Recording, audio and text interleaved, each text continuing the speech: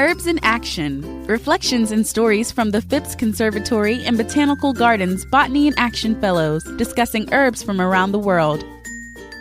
My name is Toby Liss, and I study green roof plants at SUNY ESF.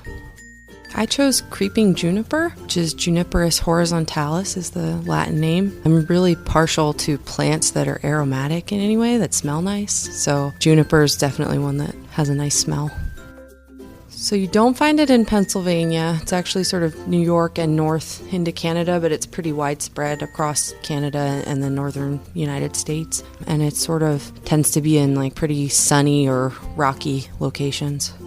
It's low growing and creeping, so it doesn't get very tall, and it kind of grows by spreading across the ground.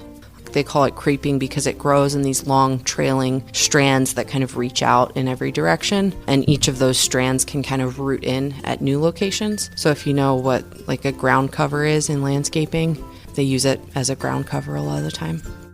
It's very wintry. It's a very like fresh, pungent sort of smell. And if you know what gin smells like, it's very similar to that because they use juniper to flavor gin.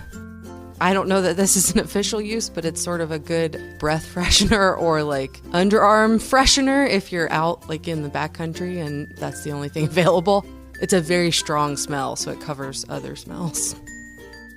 It sort of reminds me of the journey that I've been on learning more about plants in graduate school. Something interesting about juniper is it has what looks like berries, but botanically they're not actually berries because juniper is a conifer. So they actually are cones like you would see on a pine cone. They're just fleshy. So they look like a berry, but juniper doesn't make a flower, so it doesn't make botanical fruit. That's something that I definitely wouldn't have known before going to graduate school to study plants.